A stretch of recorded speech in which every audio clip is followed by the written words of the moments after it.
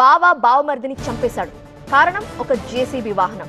బావమరిది ఇద్దరు కలిసి జేసీబీ వాహనాన్ని కొన్నారు. ఈ క్రమంలో బావమరిది మెదడులో దారుణమైన ఆలోచన పుట్టింది.